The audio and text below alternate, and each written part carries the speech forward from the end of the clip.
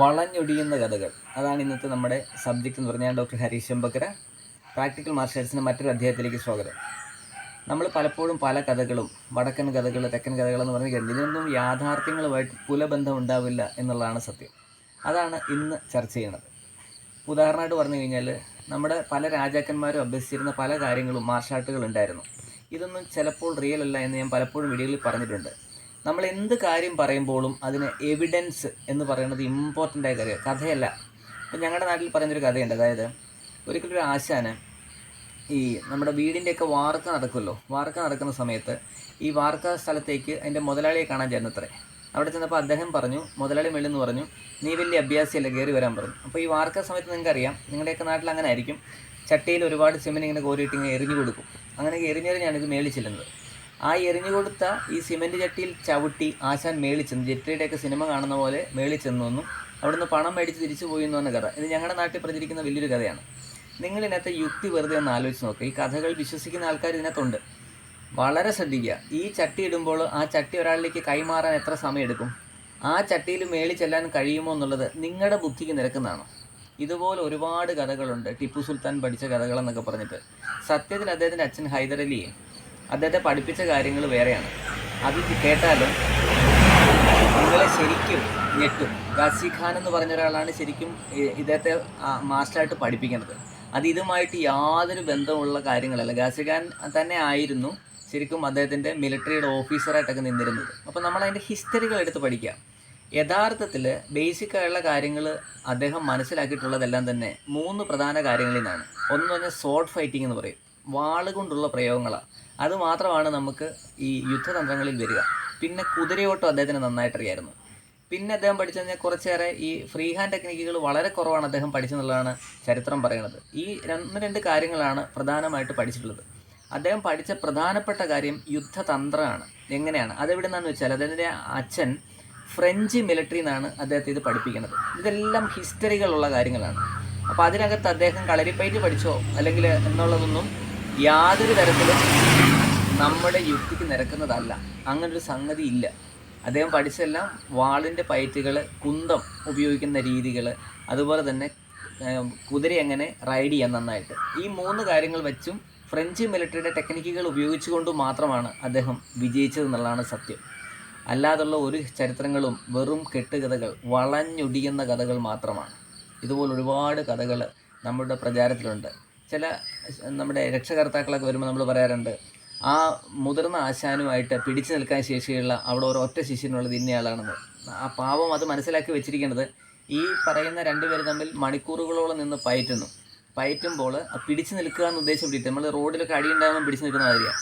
യഥാർത്ഥത്തിൽ കളരിപ്പയറ്റ് നിങ്ങൾ കാണുന്ന പലർക്കും അറിയാൻ രഹസ്യമെങ്കിലും സാധാരണക്കാർക്ക് വേണ്ടിയാണ് ഞാൻ പറയുന്നത്.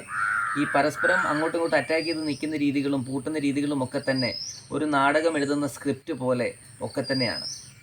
ഇതൊരു പരമാർത്ഥമാണ്. ഇത് കാണുന്ന പാവ രക്ഷകർത്താക്കൾ എന്താ വിചാരിക്കുക? കുട്ടികളെ വിട്ട് കഴിഞ്ഞാൽ ഇതുപോലെ പിടിച്ചു നിൽക്കാൻ പറ്റും. ആ വാക്ക് ഒഴിവാക്കുക. ഇത് ശരിക്കും ഒരു ട്രെയിനിങ്ങും തരുമ്പോൾ ഒരു ആർട്ട് ഫോം പോലെ നശിക്കുകയാണ് കളരിപ്പയറ്റ് ബ്രിട്ടീഷ് ഭരണകാലത്തിന് ശേഷം നടന്നത്. അപ്പോൾ അതിനകത്തുനിന്ന് അതിനെ പുനരുജ്ജീവിപ്പിച്ച് സെൽഫ് ഡിഫെൻസിനുമായിട്ട് പ്രാപ്തമാക്കാനായിട്ട് ഞാൻ പല മാർഷൽ ആർട്ടുകളും പഠിച്ചു. ഇതൊരു സത്യമാണ്. പഠിച്ചപ്പോൾ ഇതിനെ എങ്ങനെ നമുക്ക് അതിൻ്റെ മേളിലേക്ക് കളരിപ്പയറ്റിനെ കൊണ്ടുവരാമെന്നുള്ളത് അനുസരിച്ചാണ് പഠിച്ചതെങ്കിലും, അപ്പോൾ നമുക്കുണ്ടായ ഒരു വലിയ ഗുണം എന്താണെന്ന് വെച്ചാൽ എന്താണെന്നറിയോ? എല്ലാ മാർഷൽ ആർട്ടിനെ ബഹുമാനിക്കുവാനുള്ള ഒരു മാനസികാവസ്ഥ നമുക്കുണ്ടായി. നമ്മുടെ പഠിത്തം കുറയുമ്പോഴാണ് മറ്റുള്ളത് മോശമെന്നും നമ്മുടേത് ശരിയെന്നൊക്കെ വരുന്നത്. അതിനപ്പുറത്തേക്ക് നമുക്ക് ചിന്തിക്കുവാനായിട്ട് ഈ വീഡിയോ പ്രയോജനമാകട്ടെ എന്ന് കരുതുന്നു. ചരിത്രം വളച്ചൊടിക്കരുത്, അത് ശരിയല്ല.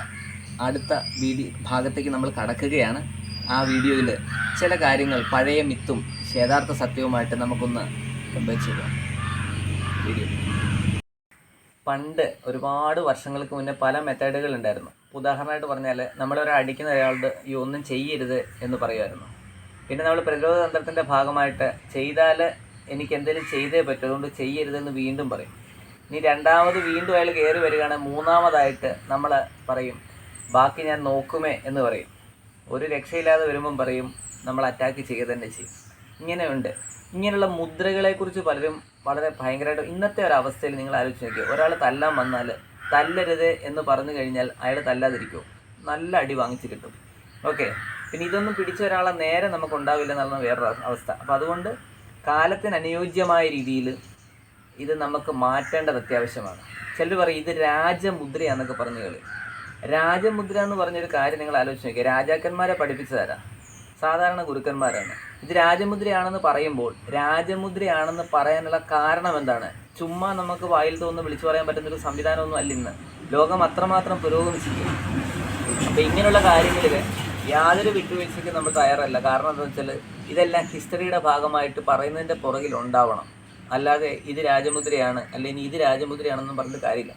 അപ്പോൾ ഇങ്ങനെയുള്ള കുറച്ചേറെ കാര്യങ്ങൾ പണ്ടെങ്ങനെയാണ് ഉപയോഗിച്ചിരുന്നത്, ഇപ്പോഴത്തെ കാലത്തിനനുസരിച്ച് അത് എങ്ങനെയാണ് മാറ്റേണ്ടത് എന്നുള്ളതാണ് നമ്മൾ ഇന്ന് വീഡിയോയിൽ ചർച്ച ചെയ്യുന്ന പ്രധാന വിഷയം. ഓക്കെ,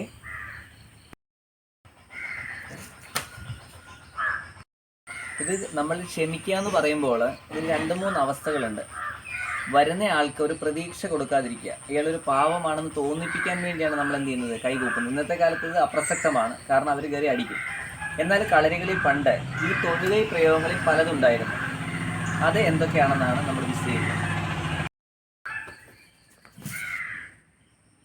ഇവിടെ ചെയ്ത ടെക്നിക്ക് ഉണ്ട്. നമ്മൾ പറയാണ് ചെയ്യരുതെന്ന് പറഞ്ഞു, കയറി വന്നാൽ നമുക്ക് നേരെ കയറി ഫേസിൽ തള്ളാം. ഈ ഫേസിൽ തള്ളുന്നതിൽ ചില ട്രിക്കുകളുണ്ട്. അതാണ് ഇനി നമ്മൾ കറക്റ്റായിട്ട് പറയണത്. ശ്രദ്ധിക്കുക.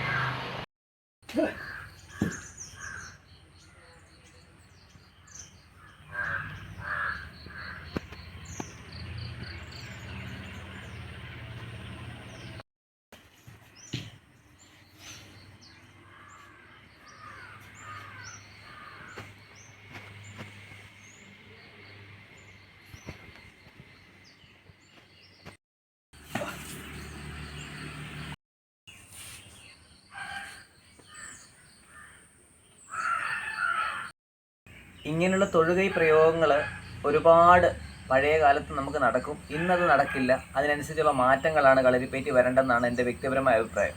അപ്പോൾ ഇങ്ങനെയുള്ള കഥകളും ചരിത്രങ്ങളും ഒക്കെ മെനയുന്നവർ ശ്രദ്ധിക്കുക. കാരണം വെച്ചാൽ ഇതെല്ലാം ഹിസ്റ്ററിയിൽ എഴുതപ്പെട്ടിട്ടുണ്ട്. അതിനനുസരിച്ചുള്ള കാര്യങ്ങൾ പുതിയ തലമുറയെ പഠിപ്പിക്കാം. അവർ സത്യം പഠിക്കട്ടെ, സത്യം മനസ്സിലാക്കട്ടെ, നല്ലൊരു തലമുറ ഉണ്ടാവട്ടെ എന്ന് ആശംസിക്കുന്നു. അടുത്ത വീഡിയോയിൽ കാണാം. അഭിപ്രായങ്ങൾ തീർച്ചയായും അറിയിക്കുക. ബൈ.